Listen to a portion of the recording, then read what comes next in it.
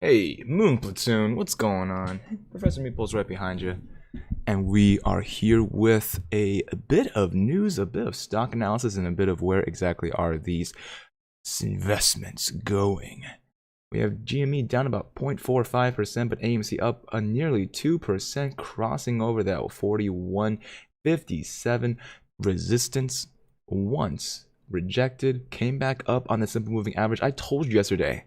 I told you during the live stream, I told you during the video recap that there is going to be a lot of support from simple moving average if we can get it early in the day. We got to bounce clean off of that break right here at the $40.81 mark. That's a dynamic support. And now we are off to the races. What's going on, Marcy Investments, Mitchell Brown, Shining Fox, Avalon Clan? What's up, Don, TNT, Phoenix, and Nathan Scott? How's it going? Let's take a listen to what Kramer's take is on inflation. Let's get down to the New York Stock Exchange. Jim Cramer's here. Hey, Jim, I had another question I wanted to ask him about investing, but it seemed pretty crass after everything we were just talking about. But let's talk about inflation and where things stand right now. I know you are somebody who is totally grateful to the city. What's up, number letters? Too, but let's talk about the questions that investors are kind of wondering right now. If you're worried about inflation, it's a huge, huge issue. Yeah, I mean, look, I think Paul Tudor Jones, as always, is right about inflation. It's Big Orange Machine, Sean Carter. I keep hoping the capacity will come on and make it so that it's not as bad, but it just can't seem to Vinny and Erlen as fast enough. I mean, for instance, I was going over with my friend Frank Mitch, who's got his own firm about chemicals, and it's just unbelievable. Fermium's using numbers that are just astounding and makes you feel like that Procter is not going to be able to get out of the jam. Procter being the one that yesterday that focused most on inflationary inputs. So it ends up like you want to go back and buy FANG because FANG doesn't have inflationary inputs. Oh, FANG. What is that? Facebook, Amazon. So it's two A's. Facebook, Amazon, Apple, and then Netflix, and then Google. But usually they add a couple more companies to the A's. Maybe another N company. What's going on? We got Jezebel in here. We got, like I said, Big Orange Machine, Shining Fox, Jorge De Lucas. We also have Keith Cloverdale and Anthony B. Numbers Letters. What's up? Hey, we already have Numbers Letters saying what like they are because you guys are always smashing that like when you guys come in. That's what I think keeps driving those stocks back. The one question that I wanted to put to Paul, and maybe we'll get him back at some point to do this, is if you're an investor and you worry about inflation and you worry about the PE compression that he was talking about, if that's a huge deal, if rates go up and you see PE compression next year, he said the market may go down. It's definitely not going to grow as quickly, but that still leaves people who have cash that's been on the sidelines, which is a lot of people and a lot of cash. Do you keep that in cash right now when you're facing this kind of inflation, knowing your dollar is worth less every day that it sits in a bank account? Or do you put it into the market and hope for the best? I think it's the latter. I think it's pretty much automatic. People just recognize that as long as rates are down, if you think you're going to live a long time, they just don't get there. They just don't help you. I think it's important for people to recognize that the baby boomers, who are supposed to be this huge source of funds, Yuki, what's up? To be Daniel Rodriguez. Haven't cashed out. I mean, how long did we hear about that overhang of that money coming out? So you don't have that money coming out. You have money automatically coming in. Now you have the Robinhood money coming in, although it turns out that from the report yesterday, it's like $250 per. But there is just a sense that it is the only, I hate to use that only game in town because it's such a boring statement. But they don't give you any alternative except for crypto. I know we're going to have Mike Novogratz tonight. Why does everyone love Novogratz? What is it about him? He's universally loved. He's very controversial in reality. But it's just enthusiasm. By the way, he's a great dad, too. I found out he's a great dad. I mean, I don't know. I know he's a great brother. I bumped into his brother. Novogratz. I don't think Jim Cramer really talks about stocks or the markets overall. So let's take a listen to AMC's CEO saying that they are weeks away from an entirely new business line. Hold on. AMC CEO weeks away. That's going to be fun.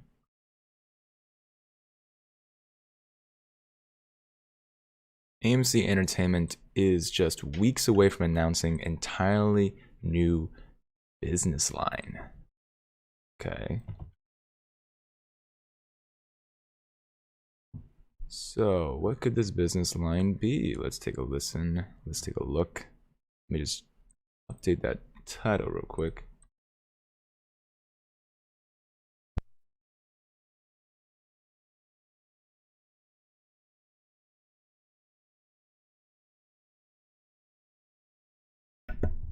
weeks away from an entirely new business plan.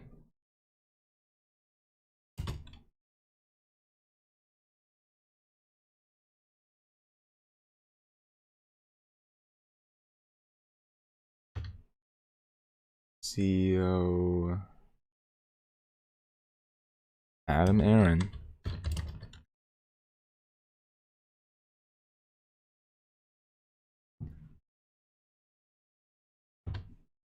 Announcing something new.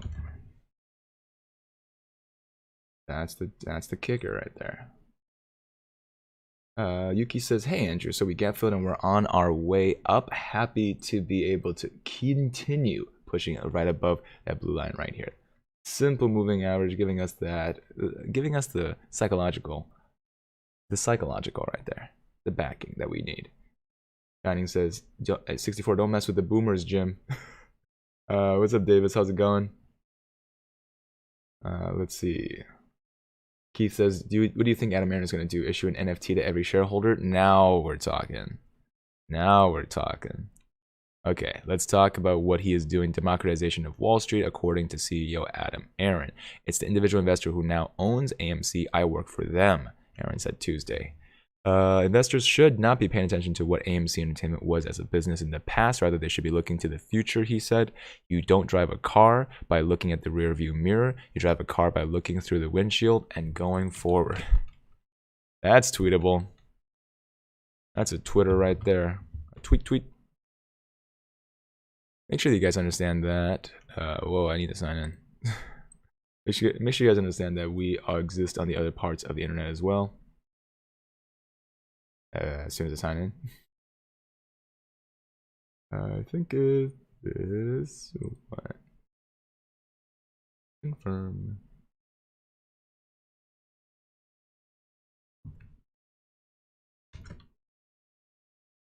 You don't drive a car looking through the back rear view mirror. You drive a car looking through the windshield and going forward.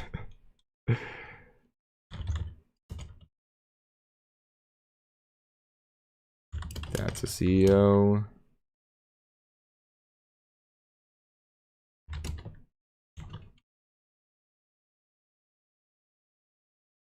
About to drop announcement.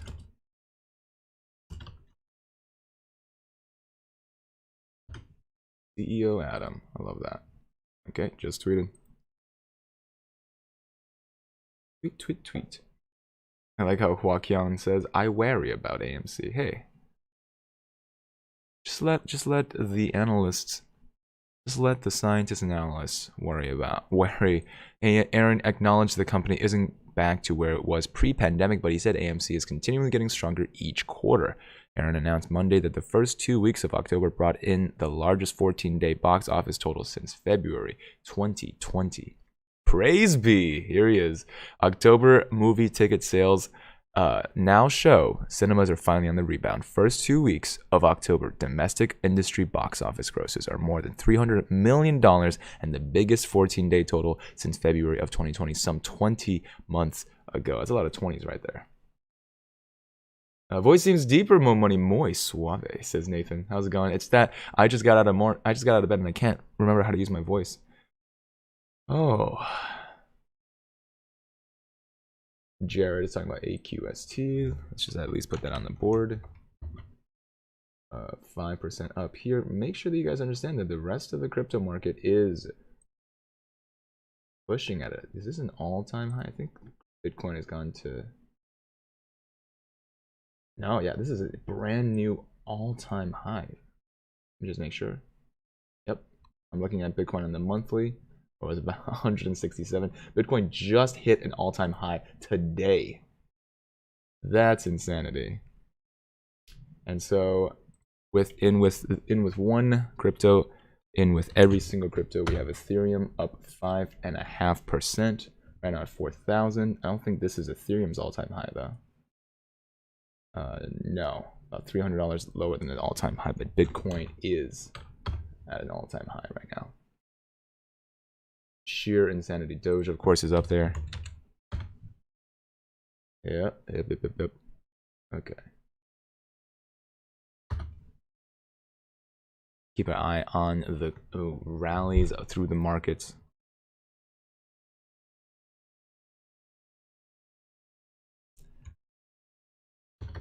Bitcoin at all-time high.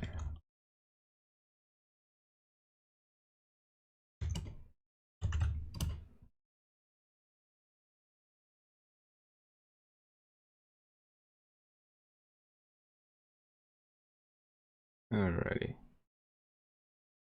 Aloha, what's up, Alec? Let's see. Randy the Ape saying AQST going to $15. Where is it right now? $5, 200% upside.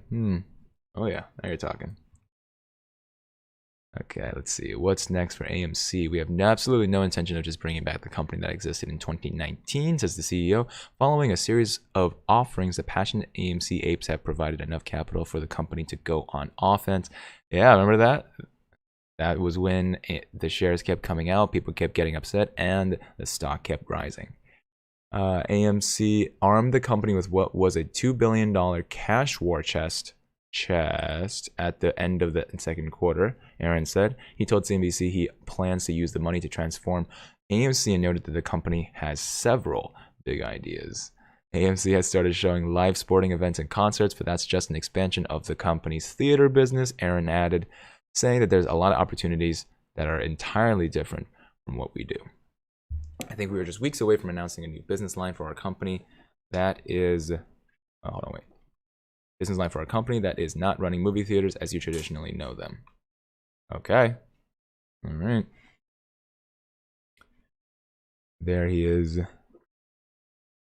Just an expansion of stuff.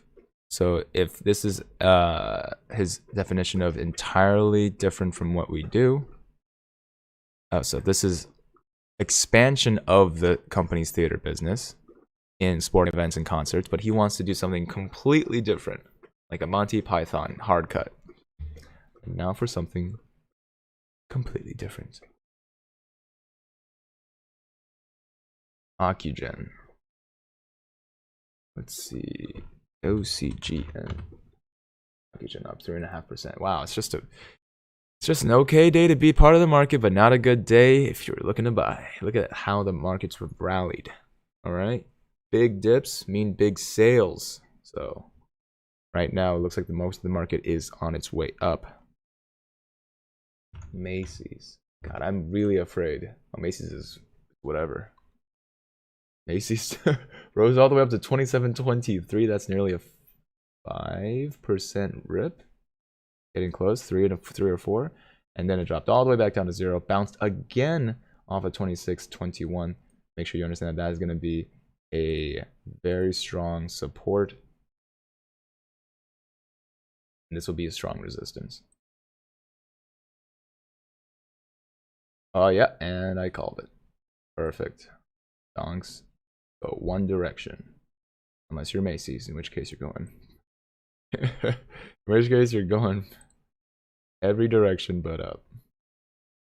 Sideways, backwards, upside down.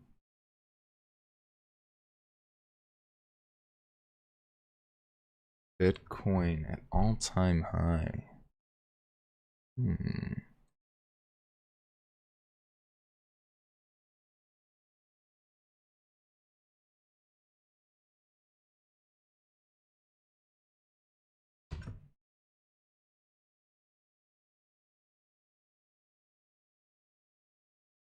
Absolutely. AMC's new business will be revealed at next earnings call. Heck yeah.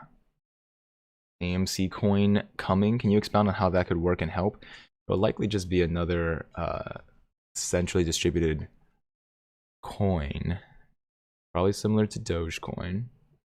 At the end of the day, you're just looking at another opportunity to take the math of decentralized currency to a company that would sure like to be centralized if they can help it. Good morning, Mad Hatter. What's up? Let's get Meatball up here. Come on, buddy. Hey, come on. Good boy, come here. Then let's get some fat tunes.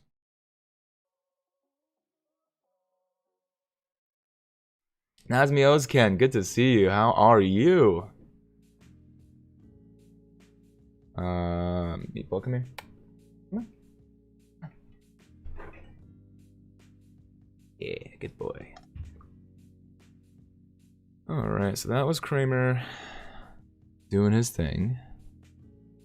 Tesla profits, Netflix earnings. Yeah, people are not happy about Netflix earning right now. MicroStrategy, a great way to play Bitcoin. He was just pushing FANG a second ago. He's like, look at these FANG stocks, and now he's gonna talk about Netflix earnings. And then we'll talk really briefly about Bitcoin and see where that's going. Bitcoin once again, all-time high. Reed Hastings did talk about the forays they're making into gaming, consumer products. They What's up, own Leo? at least one movie theater. Here's what he said about not charging that Netflix total experience. Imagine 3 years from now, and some future Squid Game is launching. Squid and it comes Game. along, with an incredible array of interactive or gaming options. It's all built into the service, and then of course you've got your off Netflix aspects, the experiences that we're building out, consumer products, all of that. He sure looks like someone who was in Squid Game, and I won't spoil Squid Game yet, but you know if you know. Coming together. So, a company like Disney still ahead of us in some of those dimensions of putting that whole experience together. But boy, are we making progress. First time I've heard him say we want to be more like Disney. I know. I think he. They're like, we would like to make money. Disney apparently doesn't have the numbers that they do. And there's one thing look. Reed is an amazing, humble man. He's too humble. What he's created is extraordinary. David, when you stop sending the diskettes back and you really dig into what they're doing, that's insanity. So Disney, I bought right around here when I thought it was gonna get a ton of like holiday buzz and people are just gonna stay in around the holidays, but no. Netflix instead with Squid Game has been phenomenal, and as well as everything else they're doing, but really it's Squid Game. However, today it has not been doing great. Netflix is down, I believe. Oh, it was down even worse earlier, but now it has recovered almost to break even for the day.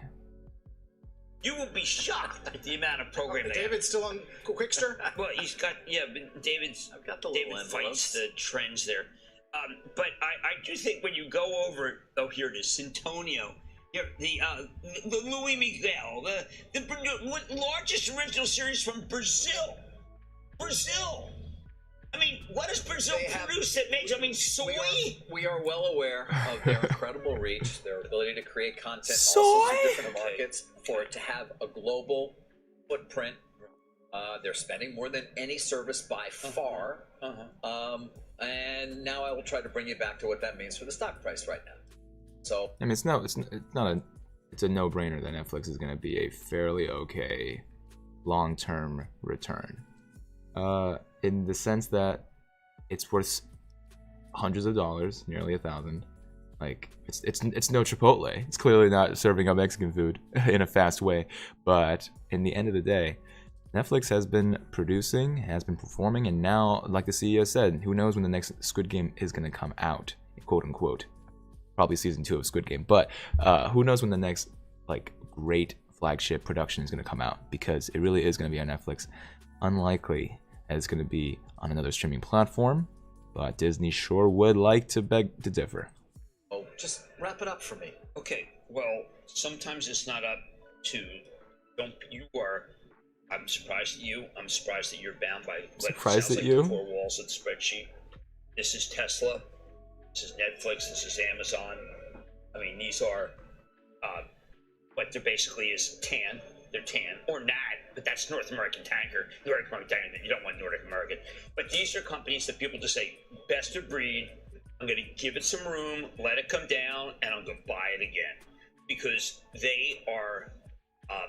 We called it law school. Really, make me really be pompous here. Sui generis, David. No one else has a Netflix. Right. I remember trying to get. You can't even sit here and name all the pluses out there that are streaming services. David, 142 million viewers. Yes. In Squid Games, and I still haven't watched it yet.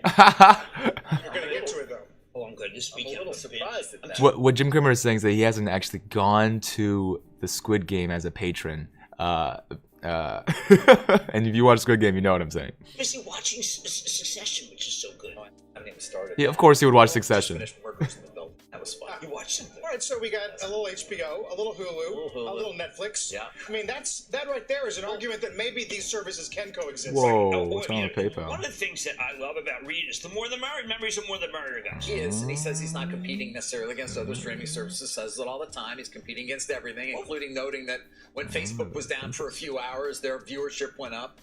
And we know that. He's just competing against time, against sleep. Yes. Okay. Well, that's Meanwhile, fine. the stock is actually underperformed this year. It's been a great long-term performance. There's He just loves to put his money back into Netflix. PayPal exploring buying Pinterest, $70 a share, down 3% today. Can dig a little bit more into why that is. Microvision up 10%. Mavis, whoa! This reminds me of the old days of Microvision. The good old days, the nostalgia. So the last time Microvision's been here was earlier in October. So if you invested a week ago, I have some good news for you. But if you invested 2 weeks ago, I have some break-even news for you. Yeah, Mavis. Let's put Mavis up there because Microvision. I mean, that's a big winner for the day. In comparison. Alright, AMC still hovering at that 41.08. The mental barrier. It's gonna be hard to beat. What's up, BTS Sandwich? absolutely no doubt about that. And that matters. I mean, people who are in the stock market and like the stock market, you talk to them. What are they? They've had Netflix, they've had Amazon, they have Facebook, soon to be known as, I don't know. Oasis. Facey McFacebook Alice. seems to be trending. Facebook Peace. All we were saying. They're going to call all we were saying. What is Facey Trump was McFacebook? Oh, Tronk. Yeah. Oh my God! Tronk. Of course, that's available. I didn't realize that became available. Trunk. That makes sense. Tronk. Automatic. Yeah. What system is that available? We can have so much fun with that. We can be here all day long. I mean, the fact is, it's like I expect another revelation that's negative. The day report, like another, Splash. Right? Splash. Well, that's a good name. Splash could be a good name. Splash is a really good name. I like that. Yeah. Chip suggests Venator. Remember Venator? Splash is not a good. Who do you? Okay, let's have a naming contest right now. What would you guys name Facebook? Because apparently they would like to change their name. Why? To fool people? You can't change Facebook. It's like, well, you could, but why? What is Facebook planning? Let's take a listen. Can I get this screen smaller? Thank you. Get some sound, please. Thank. Facebook reportedly planning a name CEO Mark change. Zuckerberg is Facebook is planning to there we go. rebrand with a new name that focuses on the metaverse. That's according to The Verge. The original Facebook app's brand may remain unchanged and could Boomer be book. positioned under a parent company with Instagram and WhatsApp in its portfolio, similar to Google's structure with Alphabet. CEO Mark Zuckerberg is expected to discuss the change. Stephen Gregorio says, "Hey, apes for life." Scott is Bloomberg Opinions advertising and brands columnist, and he's joining us from London. Ben, thanks so much for being here. Are there downsides to a rebrand like this? I mean, what's your take on it? Well, yes and no. There have been some utter disasters. Gap, for example, rebranded at a cost of 100 million and instantly reversed. Tropicana did the same. Royal Mail became Consignia, dumping 500 years of history that lasted 16 months. Huh. So some brands do rebrand and live to regret it almost instantly. But I think we forget that rebranding or brand maintenance is vital for every brand to stay relevant. I mean, PayPal used to be called Confinity. Instagram was Bourbon, and eBay was Auction Web. So, it's important that brands keep ticking along. And of course, Facebook is so established. Bourbon? I did not know that, but I knew Confinity. But what is Auction Web? I guess that's kind of almost better. A little bit more of a mouthful than eBay. But we forget that Facebook is an anachronism. Okay, we have some submissions for the Facebook naming contest. Go for Stocks says, what I would like to name it, Bankrupt. No Revolution says, new name, Bookface. Craig Hitch says Bookface. I know Matt says Facebook equals Fantasy Island. Let's see. I know Matt says Metaface. I know Matt says False Book. Facey McFacebook says David. Dutch East India Company. These are really good. You can actually. I want I know Matt to name me a company quick. Name based on a college printed Facebook, and it used to be called Face Mash based on the Hot or Not game, played by some male college students. Yeah, but Ben, I mean, when you talk about being relevant, it's not like a name change is going to change sort of where Facebook is at right now, right? I mean, everyone is sort of equating Facebook to a lot of the issues that they're going through right now very publicly. So, I mean, are you curious about the timing of this? I mean, is it really going to achieve what these other brands that you mentioned have tried to achieve? Well, I think there are two things. I think there's obviously a lot of people saying this is a very cynical move because of the recent horror stories that Facebook has gone through. I would be surprised. I think branding takes a long time, and I would be amazed and terrified if I was a shareholder if Zuckerberg had thought about this in the last 3 weeks in relation to, you know, the collapse of the servers and the whistleblower account. I think this is something that if they are to do well, they should have been thinking about for many months, if not years. Okay, so then will it accomplish what they're trying to do if they announce it then next week? Does that change any perspective on what the shareholders maybe will think? I think if they do change it, this is a long-term game. And I think if he is trying to do something like Alphabet, which is to take the company away from some of the assets that actually make them money, I think this is something that's going to take months and years even to bed in. I think it'll be interesting, for example, if they use the metaverse. Obviously, we don't even know if this is true, and we don't know what name they're going to have. But if, for example, that they use metaverse in the naming, I think that would be useful for the company. It will, every time that you say the name or mention Facebook or think about Facebook, you use the word metaverse. It's amazing that remember when the company used to be called Facebook? Zuckspace says Nefarious Media. Leakbook says Bailey. The says Joe Dude. BTS says Turdface. Kraskish says Internet Explorer. Nefarious says Zuckspace. Adbook says Crackish. Oh man. Mug Tablet. These are great names, guys. This would be useful. I mean, after all, Prince changed his name to a symbol in 1993. Mr. Steal Your Info Book. Say the artist formerly known as Prince. So naming can change perceptions. And if metaverse is part of the name, that might be very interesting. And so then how does it actually all work, Ben? I mean, of course, we saw the Verge report, which is saying, you know, there's a few ideas out there, potentially Horizon, potentially Meta, as you mentioned. But how does the name change actually work? Especially if something like, I think meta.org is already taken. So, you know, what would the process actually be for Facebook? Well, rebranding any company and renaming any company is a non-trivial task. Rebranding a company, a monolith the size of Facebook, is an unbelievable undertaking, and it's the kind of thing that could, you know, take up a brand agency, you know, take them months and months of hard work. First of all, there's a vast array of legal and logistical issues, looking at trademarks. Let me see how the sound is right now. I know there's music playing in the background. For Facebook. Rebranding. Yeah. Will it accomplish? A little bit more of a mouthful. What they've had Netflix. And he says he's not competing necessarily against them. Okay, I guess that sounds okay. Copyrights, URLs, SEO, some of the things you mentioned, even before potential names get tested internally and, if need be, amongst focus groups of users. And for a company with Facebook. Like Facebook, there are also international issues to make sure that whatever name they pick isn't vastly offensive in some language or to some culture. And then, once you assume that it's not just a name but a fully fledged brand, you then look at all of the subtleties and sophistications of look and feel, typeface, logos, sounds, taglines. Companies spend months and millions defining the essence of the brand and then turning it into assets. And unless Facebook is really panicking, I think this is likely to have been in the works for many months. Okay, so Facebook reportedly planning a name change. How weird. But will they carry through and actually come out with Ape Space? Or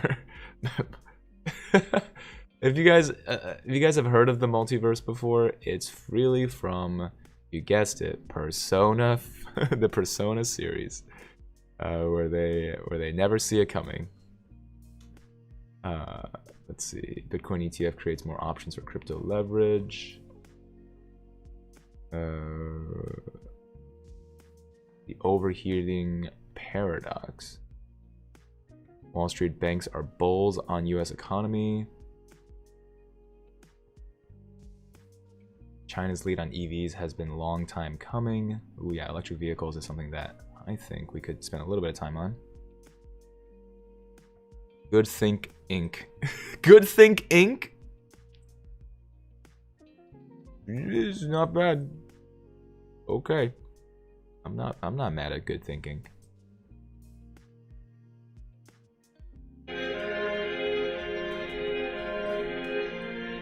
In the not so distant future, the world is going to be a very different place. China is becoming the world's biggest economy. We would expect China to overtake the United States pretty quickly, perhaps around the turn of the decade in 2030. Its share of global trade actually increased at a record clip. China's meteoric economic rise is unprecedented in history. There's something called China time, where everything happens so much faster.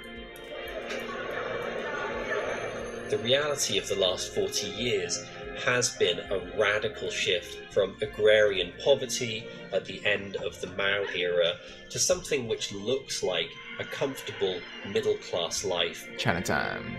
Opening up to market capitalism in the late 70s kick-started a new era. The trappings of Western capitalism are now ubiquitous in China, but so too What's up, Ted is Mosby? the iron fist of the state. While it undoubtedly comes at a cost, this central control has allowed Beijing to nurture long-term economic strategies.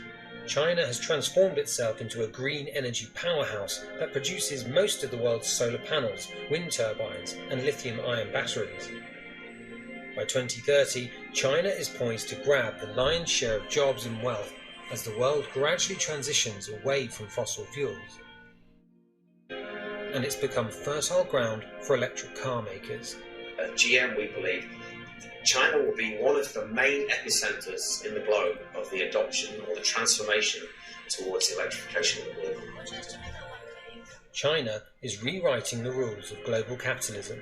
Can the rest of the world keep up? You know, the president is concerned that China is far ahead of us. It is time for that to shift around.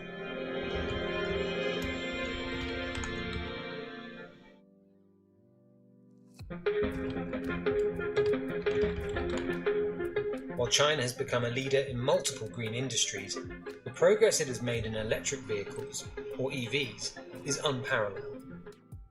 The evolution of the automobile in the 20th century caused an economic revolution in the United States. After losing out to internet... Facebook 2, the search for more money. Oh, man. Hold on, wait, I see a couple more. Chips and Dip says, I see Meatball now. What's up, Meatball? Yeah. Meatball's like, who are you talking to? I never know. I'm just watching you talk to an empty screen. Because I can't see the colors that you can see. Well, let's take a look at AMC. Once again, we said that the blue line is going to be our friend in the early morning. That was correct. We have been tracing above the simple moving average all day, except for a critical moment of weakness, dropping ourselves down below the VWAP and the EMA. Gave us an opportunity to see that the simple moving average can dip below these two indicators and then consolidate together. Now our price action has bounced again above the VWAP, so make sure you guys are watching, because I am. Let me hear the sound. How's the sound? All day except for a critical moment of weakness. There it is. That's not bad. National car makers for decades, China has learnt to leapfrog the combustion engine. The country is already home to the planet's largest market for EVs by sales, and it still has room to grow. Electric cars account for 5% of sales today, but Beijing is aiming for that figure to hit 40% by 2030. Back in 2001, Beijing drew up the 863 initiative to strengthen the competitiveness of China in the global economy. It invested a relatively small amount, about $130 million, into 3 new energy vehicle technologies: fuel cell, hybrid, and electric. These guided China's green vehicle development for the next 15 years.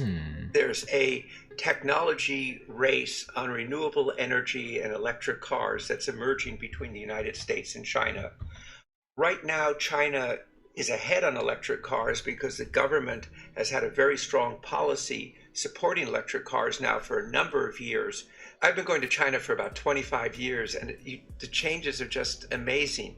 When I first went to China, the streets were filled with swarms and swarms of bicyclists, almost in this graceful swimming thing as people were bicycling to work. All gone, just streets now jammed, and you can sit there in the longest traffic jams I've ever been in, and that's just one side of sign of the change. They realize that there's one global market where they cannot be competitive. They're too late.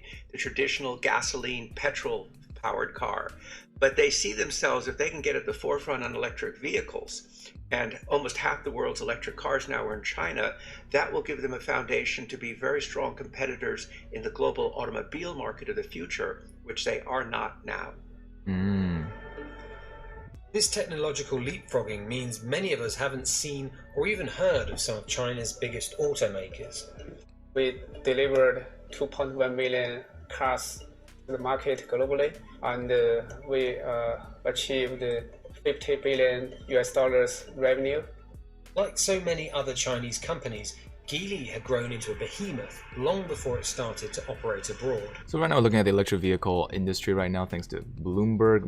Notice that this is crypto's all-time high. We got 4.5%, 3.5% respectively on Bitcoin and Doge. Ethereum, the biggest winner of these major coins, of 6% up. That's huge. What's up, Farima? Good to see you. Long time no see. Happy to have you here. What's up, Romeo? Ted Mosby, as well as Numbers Letters. Romeo says, I Control You book. Yeah, we were talking about Facebook's name change. What would you guys name it? Just let me know and I'll shout you out. This is a technology Tesla didn't think Western countries were ready for. It's amazing. If you go back 2 decades, China was a tiny automobile market, 1 or 2 million cars a year. Now it's like 27 million cars a year, which is like 50% bigger than the US market. So that gives them a test bed for promoting electric cars, which they're doing aggressively. It also means that the automobile makers of the world, and remember the automobile business is a global business, they may be focused on the United States, but they also want to sell electric cars and be competitive in China. China's vast domestic market, 400 million middle-class car buyers, means that major international car makers have to invest and compete there. Beijing may be able to take advantage of that to further its strategic ambition for clean tech dominance, but that's not to say it's a hard sell for foreign car companies. The city of Luzhou, thanks to a green push by local authorities, it's effectively become the capital of the biggest EV market in the world. They basically have created lanes in the city where electric cars can go and like normal combustion engines can't. Interesting. And the majority of these electric cars are 3 meters long, cost less than $5,000, and outsell Teslas. They've created dedicated parking spaces that are half the size of normal parking spaces that can only be used by this. So you've created an environment where it's an advantage in that city to have a Hongguang Mini EV. So it's a positive example of how to encourage usage of products that helps drive consumer behavior. Cars are made by a Chinese company called Webull in partnership with a very famous American company, General Motors. They go together in the good old USA. Once a symbol of American industrial might, General Motors has to now look outside the US for opportunity. China has become the company's biggest market and is by far the most strategically important. The Chinese consumer is very tech savvy. This means you've got a very fertile ground to try new things, to experiment, and to get people to adopt new technology. Every car we make, we sell. And this is not regulation driven. This is pure customer demand that is driving the need for us to supply that product to consumers. In China, electric car buyers can get subsidies worth thousands of dollars. In some cities, getting a parking permit for a conventional combustion engine car has become nearly impossible. At the end of 2020, the country had 1.68 million charging points for EVs. Compare that with 72,000 in the US at the end of 2019. The vast majority of Chinese driving habits and actual miles driven or kilometers driven is in an urban environment, which obviously suits the adoption of electric vehicles. If you look at the Hongguang Mini EV, we have ranges of 170 kilometers and 120 kilometers.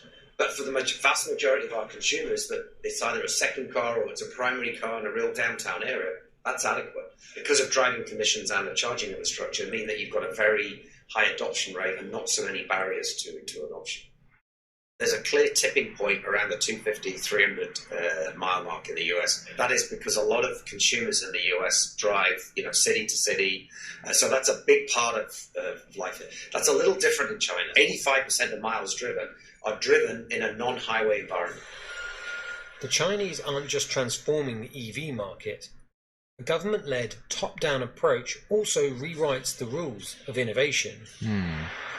In the Western conception, the entrepreneur is critical in the innovation process. It's the entrepreneur, the Bill Gates, the Jeff Bezos, and the financial incentive that innovation will deliver enormous wealth that's the catalyst for the innovation process. That's part of the picture, but as we're discovering in China, it's not the entire picture. A government which is willing to patiently pour resources, time, money, people into solving problems and pushing innovation forward can also deliver some impressive results. The majority of the cars GM sells in China are made in China, which means the company has to walk on eggshells to stay in Beijing's good graces. It represents the dilemma most foreign companies face in the country. To catch up in clean tech, there's a trade-off. My name is Joe Biden and I'm a car guy. Which is why investment in EV charging stations is part of President Biden's new $1.2 trillion infrastructure plan. The president is concerned that China is far ahead of us in the electric vehicle market, and instead of producing the technologies of the future, we're importing them from somewhere else. It is time for that to shift around. Not everyone on Biden's team is alarmed, though. I would venture to guess that the vast majority of all patents and innovations in the clean tech space has been funded by the Department of Energy and by private sector players within the United States. They were commercialized largely, I would say, in Europe through the feed-in tariff programs and in China through their manufacturing prowess. But a lot of the technology really originated here in the United States. But I think if you were to think about what the most innovative electric vehicles are in the world, you'd think of Tesla. And I think when you think about who all of the players, including the Chinese players, want to emulate, it's American innovation. It's not Chinese innovation. The current lithium-ion battery technology, really no one believes that current technology will be relevant in 2030. Whether it's the cathode or the anode or the electrolyte or the substrates, I think everyone sees a dramatic amount of innovation in the next generation of battery storage, which is what we're scaling up here in the United States. There are facets to China's success in clean tech that are problematic, to say the least. Its booming solar industry has been accused of relying to some degree on forced labor, where systemic oppression of Muslim Uyghurs is an international human rights issue. China is also the world's biggest greenhouse gas emitter and is home to huge environmental problems, mainly thanks to its reluctance to rein in its massive coal industry. When severe air pollution swept across the country in the winter of 2013, Beijing tilted further towards green car policies. Over the past 30 days, the average air quality level in this city has registered as hazardous on the official scale.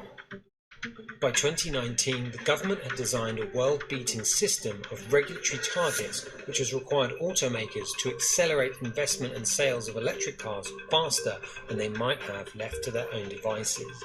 All this has set China on course for 2030, but the country will have an outsized influence in this strategic industry with a big say over technical standards and terms of trade. The big question: the Chinese state-sponsored conception of capitalism worked really well when China was catching up, borrowing from, or some would say, stealing technologies from the rest of the world. Borrowing from? Will it work so well when China has reached the technology frontier and needs to innovate through it? I think you could have two scenarios. One is it actually doesn't look too different. A lot more electric cars on the road. Traffic's still a really big problem. The other is what I describe in the new map as auto tech, where you take electric cars, put it together with ride hailing, put it together with self-driving autonomous vehicles, and you have these very large fleets of cars, self-driving, that just come and pick people up, and people don't really identify with their car anymore. It's just a utility, a facility, and it's kind of moving in a very different way, and you don't have traffic jams because everybody is well coordinated. So it's all these vehicles are tied together by software.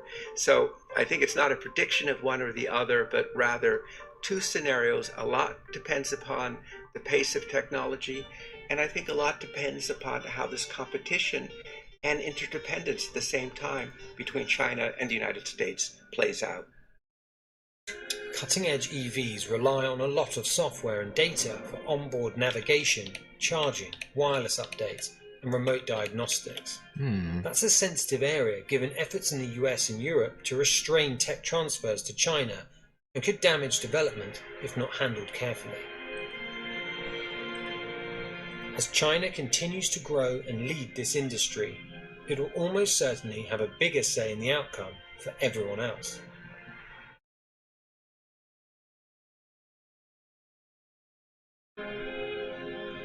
Building a green, low-carbon, circular economic system will be the inevitable choice. Why does everything have to be so severe? Well, that was pretty spooky. Spooky Town USA. Let's go back and look at AMC real quick. Nearly break even on the day. 4104, 4405. That's about 20 million in volume. We got GameStop still down on the day, but barely. Less than 1% down right now. 1.6 million volume. That's basically what we've seen the last few days. Look at the crypto market again. What else are some big winners? Mavis still up 9.7%. So Microvision is one of the biggest winners of the day. We also have CEI up 3%. Ford up 3.5%. Let's see, what are some big winners? SoFi up 2.5%. We have BNTX up nearly 3%. We have CVV up 7.5%. Watch out, some of these are penny stocks. 6% up on TVIXF. And then NewDF up 12%. So mostly winners throughout the day. The markets are doing fairly great. Which means right now could be the worst opportunity to jump in and cut your hand on a runaway market. So be real careful. Yeah, be careful, be careful. Let's see.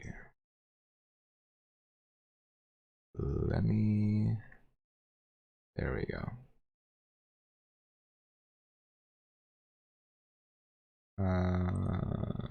Let's see.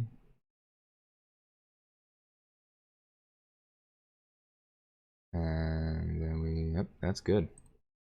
We got solar cars. Look into them, okay. We got teleportation is the future. Heck yeah. Come on, beam me up, Scotty. Resort Dog says the oligarchs just want to control electricity like they do gas. What's up, Resort Dog? Good to see you.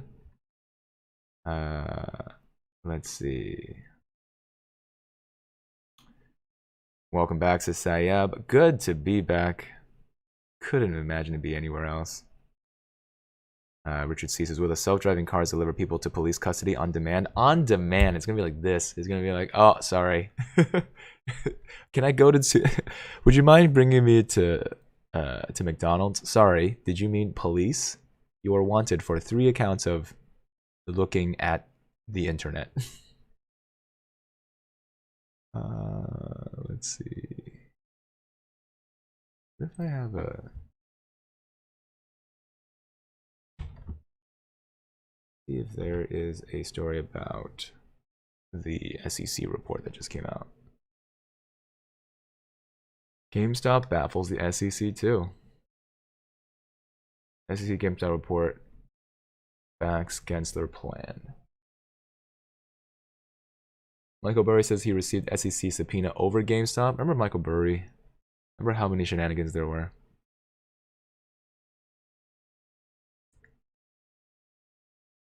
Let's see. What does Bloomberg have to say about the GameStop report? SEC came out with that report, which covered it going from $17 to $3.25 over the course of January for no particular reason. If the report was like, actually, we looked deep into the stock's exchanges, computers, and found that they were accidentally shifted a decimal point one spot to the right, that would have been an interesting result. There were a lot of theories about short squeezes and gamma squeezes.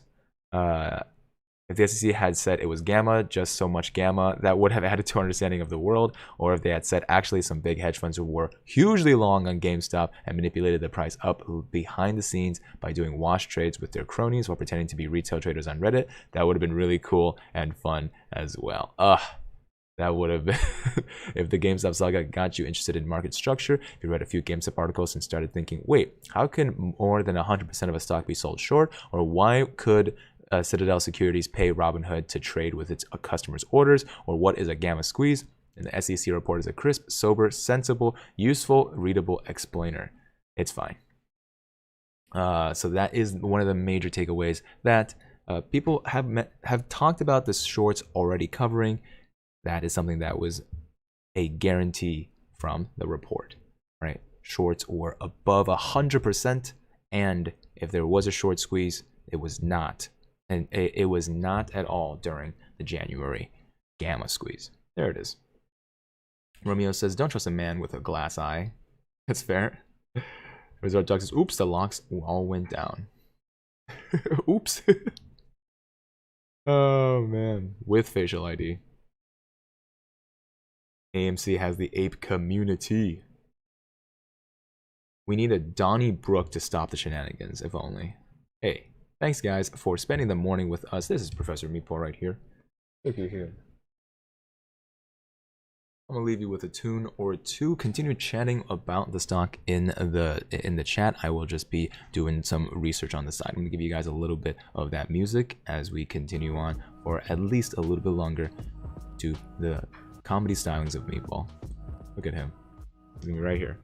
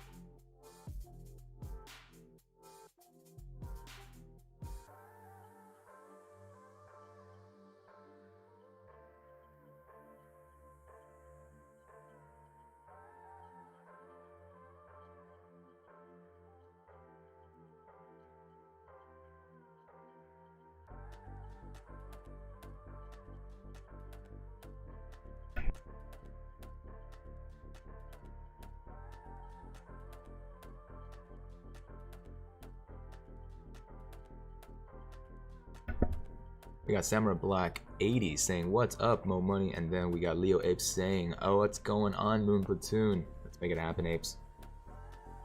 Making sure you guys understand that right now is one of the biggest rallies that we've seen in a very long time for the crypto market. Look at both Doge and BTC up around 4.5%.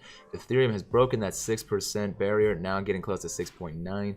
And we are looking at AMC trending right below that EMA. All of their technical indicators have been put in one spot.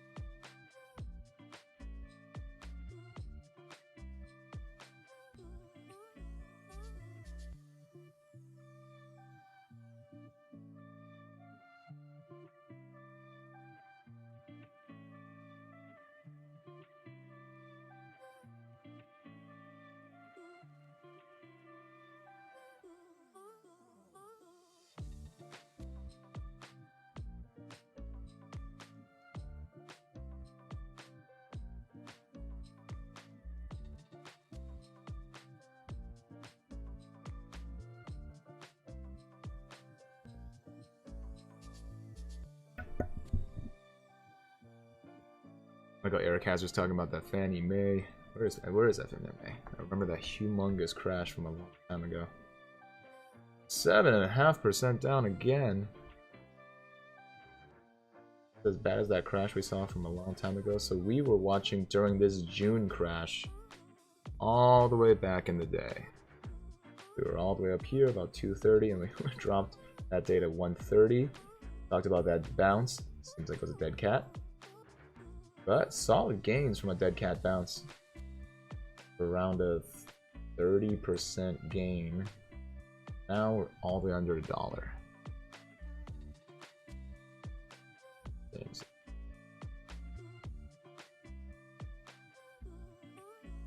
Looks like UEC is up 10% today. Jeez. Non-stop gains.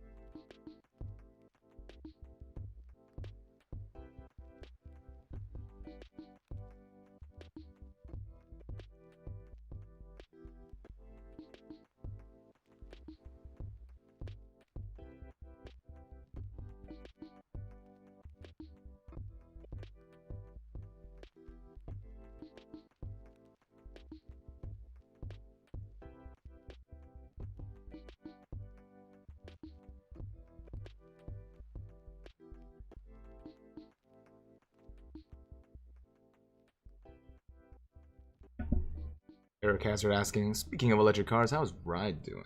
Take a look. RID. Town Motors. Yeah, it's not doing great.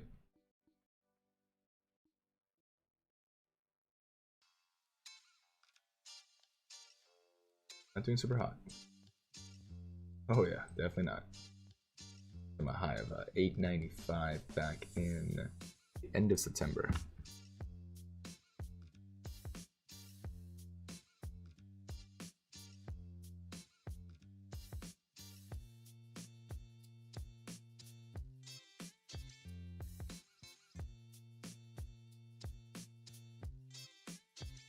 Gammy is pushing. Gammy just turned green on the day, crossing over that 187.88 resistance. Can I just get one rocket in the chat, please? Can I just get one single solitary rocket in the chat? Take a look. 187 getting pushed, smashed, filleted 5 ways to Sunday.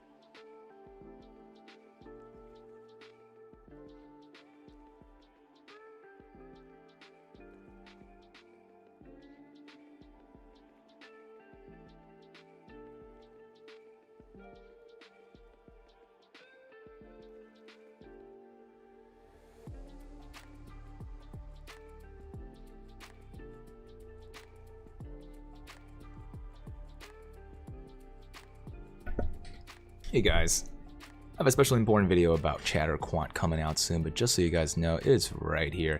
Gives you guys a couple of cool informations about what exactly is there to do on Reddit, what's trending on Twitter, what's trending on whatever custom search you want. We got options below, as well as a ton of other stuff, just about $3,000 of free educational material, and I was able to extend the link down below as a good faith opportunity to make you guys just a little bit less of a cost, you know, it just costs less for Moon Platoon members. So at the end of the day, hopefully this is going to be material that you guys care about, because you guys are the ones that are chilling and coming in every day and having a good time with Professor Meatball and myself. Thank all of you who make the show possible, the Patreon supporters, the YouTube members, and you just chilling and watching at home.